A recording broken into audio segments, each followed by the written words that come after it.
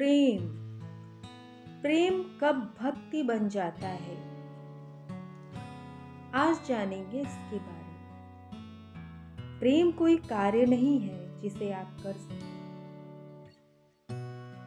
अगर हम इसे कर सकते तो ये प्रेम नहीं था, क्योंकि प्रेम किया नहीं जाता, होता है। कोई व्यक्ति कोई चीज 24 घंटे नहीं करता रह सकता। अगर हम प्रेम करते हैं तो हम उसे 24 घंटे नहीं कर सकते।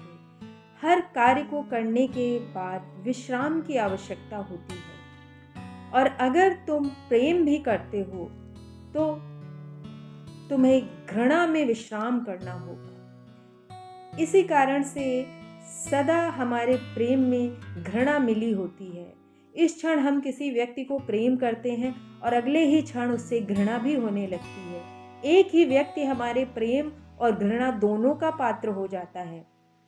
तो पहले तो ये समझने की आवश्यकता है कि प्रेम कोई कार्य नहीं, प्रेम कर ही नहीं सकते, प्रेम में हो सकते हो। प्रेम कोई प्रयत्न नहीं है, प्रेम एक मन की अवस्था है, चित्त की अवस्था है। जब वह एक व्यक्ति पर केंद्रित होती है तो ही हम उसे प्रेम कहने लगते हैं। ये वैसे ही है जैसे मानिए कि सांस लेना। अगर सांस लेने के लिए प्रयत्न करने की आवश्यकता होती तो उसमें हम थक जाते और हमें कभी न कभी विश्राम की आवश्यकता होती, और जब हम विश्राम में होते तो हम अवश्य ही मर जाते।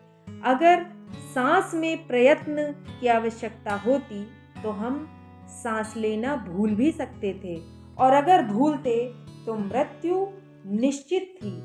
प्रेम भी सांस लेने जैसा ही है। अगर हम श्वास नहीं लेते तो हमारा शरीर मरेगा, और अगर हम प्रेम नहीं करते तो हमारी आत्मा का जन्म कभी नहीं होगा। तो प्रेम को आत्मा की सांस समझिए। प्रेम में हम मालकियत करने लगते हैं। जिससे हमारा प्रेम होता है हम उस पर अपना पूरा कब्जा रखना चाहते हैं।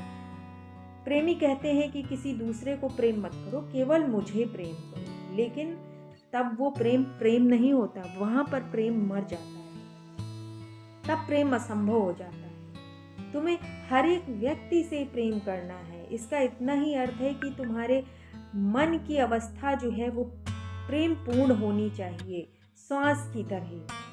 दुश्मन के पास होकर भी जैसे तुम श्वास लेते हो, अपने शत्रु से भी प्रेम करो।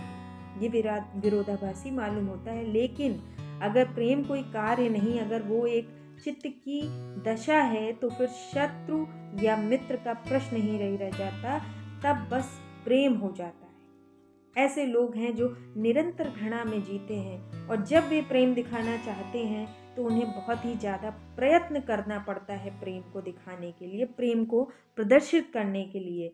ऐसे लोग हैं जो सदा क्रोध में होते हैं। ऐसा नहीं कि वे किसी वस्तु या व्यक्ति के प्रति क्रोध में हैं, बस क्रोध उनका स्वभाव है। और अगर तुम्हारे मन की अवस्था प्रेम की है तो फिर तुम्हें क्रोध करने के लिए प्रयत्न करना होगा। तुम क्रोध करोगे, लेकिन वो क्रोध क्रोध जैसा नहीं होगा, उसमें बनावट होगी, झूठ होगा। तो मन की इस अवस्था को बदलना होगा। चित्त की अवस्था को अब बदला कैसे जाए, प्रेम पूर्ण हुआ कैसे जाए। और ये प्रश्न नहीं है कि 24 घंटे प्रेम पूर्ण कैसे रहा जाए, हर एक क्षण प्रेम पूर्ण कैसे रहा जाए। ये प्रश्न ही व्यर्थ है। अगर एक क्षण के लिए भी हम प्रेम पूर्ण हो सकें तो वही पर्याप्त है, क्योंकि हम अतीत में जीते हैं, भविष्य में जीते हैं, हम इस क्षण में जीते ही नहीं हैं। हम समय में जीते हैं। समय का मतलब है अतीत सोचना, भविष्य सोचना, और जब हम सोचते हैं तो वर्तमान खो जाता है। अगर हम प्रेम पूर्ण होना चाहते हैं तो उसकी यही कुंजी है कि तुम्हें कभी भी 2 क्षण एक साथ नहीं मिल सकते। तो जो एक क्षण तुम्हारे पास है, समय की कोई फिक्र मत करो, न आगे न पीछे, बस एक अकेला क्षण जो इस समय है उस क्षण में हो जाओ। और शुद्ध समय एक क्षण हमेशा एक जैसा होता है, सिर्फ हम बीतते रहते हैं। तो 24 घंटे की बात मत करो, मत सोचो। सोचने के लिए समय की ज़रूरत है, जीने के लिए समय की ज़रूरत कभी भी नहीं होती। और विचार करना बुनियादी रूप से अतीत या भविष्य से ही संबंधित होता है। वर्तमान में तुम क्या सोच सकते हो? जैसे ही सोचोगे तुम्हारा वर्तमान अतीत हो जाता है। तो इस क्षण में जियो, वर्तमान में जियो। प्रेम करना कोई विचार करना नहीं, प्रेम करना विचारों का विसर्जन करना है। जब तुम अपनी प्रेमिका के साथ हो या प्रेमी के साथ हो तो तुम प्रेम के संबंध में विचार नहीं कर रहे हो, ना तुम अपनी प्रेमिका के संबंध में कोई विचार करते हो, तुम कुछ भी विचार नहीं करते। अगर विचार कर रहे हो तो फिर तुम अपने प्रेमी या प्रेमिका के साथ हो ही नहीं, तुम कहीं और हो। विचार करने का अर्थ ही है कि तुम यहाँ से अनुपस्थित हो, तुम हो ही नहीं। तुम ये कभी नहीं सोचते कि कैसे 24 घंटे जीवित रहा जाए, या तुम जीवित हो या नहीं जीवित हो, कैसे यहाँ और अभी प्रेम की अवस्था में रहा जाए। तुम घृणा महसूस करते हो जब समझते हो कि तुम्हारा अस्तित्व, तुम्हारा जीवन खतरे में है, तुम्हें लगता है कि तुम्हारा अस्तित्व मिट सकता है, तो तुम घृणा के भावों से भर जाते हो। जब भी तुम्हें कोई प्रेम करता है तो तुम्हें ये भ्रम होता है कि अस्तित्व को मेरी ज़रूरत है, कम से कम किसी को तो मेरी ज़रूरत है। तुम सोचते हो कि मैं व्यर्थ नहीं हूँ, कम से कम किसी को मेरी ज़रूरत है, मैं किसी के लिए ज़रूरी हूँ। ये भ्रम हो जाता है। तुम्हें लगता है कि मेरा भी प्रयोजन है, मेरी भी एक पात्रता है। और जब तुम्हें कोई प्रेम नहीं करता तो तुम उपेक्षित महसूस करते हो अपने आप को। तुम्हें लगता है कि मेरा जीवन व्यर्थ है, मैं व्यर्थ हूँ, और मर भी जाऊं तो मेरी अनुपस्थिति का किसी को कोई आभास नहीं होगा, कोई एहसास नहीं होगा कि मैं कभी था भी या नहीं था। तो तुम्हारा हमारा प्रेम बुनियादी रूप से भय पर खड़ा है। तुम प्रेम के द्वारा भय और मृत्यु से अपना बस बचाव कर रहे हो, अपने प्रति अस्तित्व की अमानवीय उपेक्षा से अपना बचाव। सूरज, सागर, ग्रह, नक्षत्र, पृथ्वी, सभी तुम्हारे प्रति तुम्हें उदासीन लगते हैं। कोई भी तुम्हारी फिक्र नहीं करता, ऐसा तुम्हें आभास होता है। लेकिन तुम्हें लगता है तुम ज़रूरी नहीं हो, तुम्हारे बिना सब कुछ वैसा ही रहेगा जैसे तुम्हारे होने पर है, कुछ भी कम नहीं होगा। अस्तित्व को अगर ऊपर से देखोगे तो तुम्हें लगेगा कि किसी को भी मेरी चिंता ही नहीं है। चांद सितारों को तुम्हारा पता नहीं, धरती को तुम्हारा पता नहीं।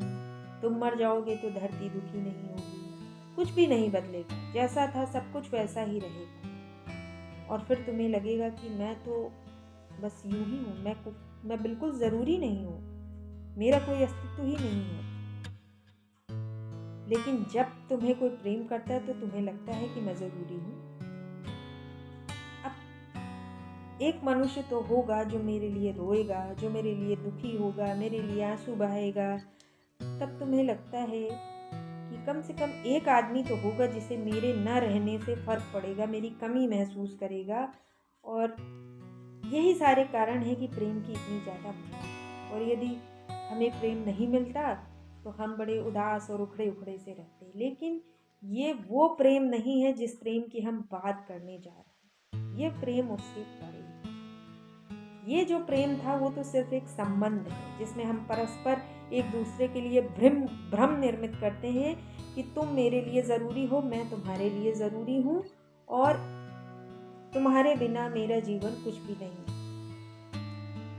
तो ये सिर्फ एक भ्रम है। और इन सब चीज़ों से हम एक दूसरे को भ्रम में पड़े रहने में सहायता करते हैं। हम अपनी एक अलग दुनिया बना लेते हैं जिसमें इस विराट जगत की समस्त उदासीनता भूल जाते हैं। दो प्रेमी एक निजी जगत बनाकर बस एक दूसरे के सहारे जीते हैं। इसलिए प्रेम में एकांत बहुत जरूरी। प्रेम को एकांत चाहिए, क्योंकि एकांत में संसार भूल जाता है। और ये सचमुच भ्रामक है। और आदमी इतना कमज़ोर है, इतना इंसान कमज़ोर है कि इस भ्रम के बिना वो जिंदा भी नहीं रह सकता।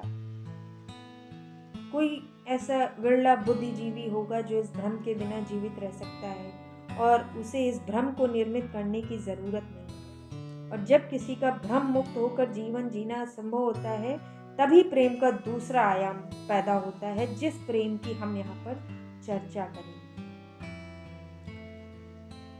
इस प्रेम में यह बोध होता है कि तुम उदासीन नजर आने वाले अस्तित्व से भिन्न नहीं हो, कि तुम उसके अंश हो, तुम उसके साथ जैविक रूप से जुड़े हो।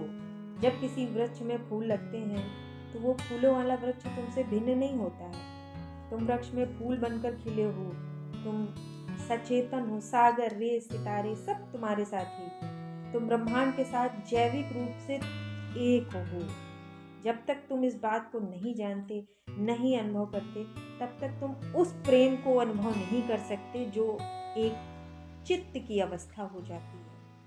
और जब तुम ये समझ लेते हो कि तुम्हें ये निजी भ्रम निर्मित करने की ज़रूरत ही नहीं कि कोई व्यक्ति मुझे प्रेम करता है या नहीं करता, और तब जीवन में अर्थ तभी है। और यदि कोई व्यक्ति तुम्हें प्रेम नहीं करता तो उसमें इस अर्थ की कोई कमी नहीं पड़ती। तब तुम्हें भयभीत होने की कोई आवश्यकता नहीं कि ये भ्रम यदि मिट गया तो तुम्हें मृत्यु से कोई भय नहीं होगा। मृत्यु तुम्हारे आकार को, शरीर को मिटा सकती है, लेकिन तुम्हें नहीं मिटा सकती, क्योंकि तुम ही अस्तित्व हो।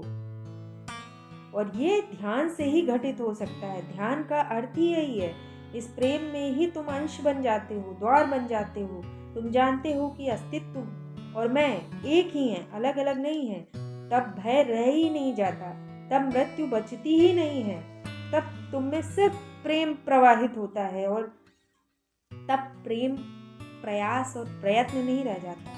तब तुम प्रेम करने के अतिरिक्त तो कुछ कर ही नहीं सकते, क्योंकि तब प्रेम सांस जैसा हो जाता है।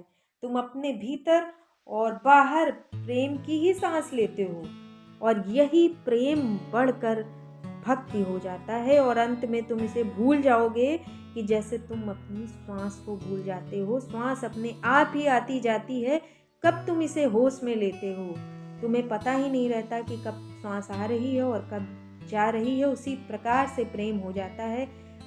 कब प्रेम, हर क्षण प्रेम होता है, तुम ये भूल जाते हो। श्वास कब याद आती है? जब श्वास लेने में हमें कुछ कठिनाई होती है, तकलीफ होती है, तब हमें पता चलता है कि सांस आने जाने में कुछ समस्या हो रही है। अन्यथा जानने की ज़रूरत ही नहीं होती। किसी को अपनी श्वास का पता ही नहीं चलता। अगर श्वास क्रिया गड़बड़ हुई तभी हमें कुछ पता चलता है, अन्यथा श्वास चुपचाप चलती रहती। वैसे ही जब तुम्हें अपने प्रेम का बोध हो जाता है, उस प्रेम का जिसे हम मन की, चित्त की अवस्था कहते हैं, तो समझना चाहिए कि प्रेम में कोई भूल है। धीरे धीरे बोध चला जाता है और तुम भीतर बाहर प्रेम की सांस लेते रहते हो।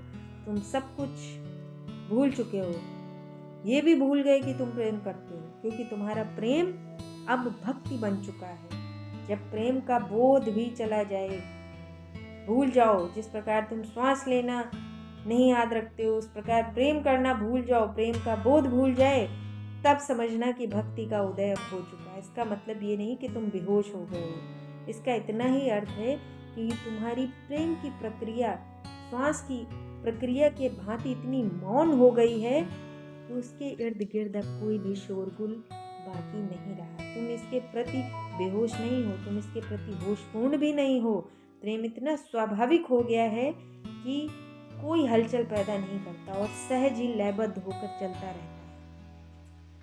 मनुष्य बस भयभीत है कि उसे किसी की जरूरत है, जो उसे आश्वासन देता रहे कि कोई उसे भी चाहता है। बस जीवन भर वो इन्हीं चीज़ों में पड़ा रहता है, डरता रहता है। लेकिन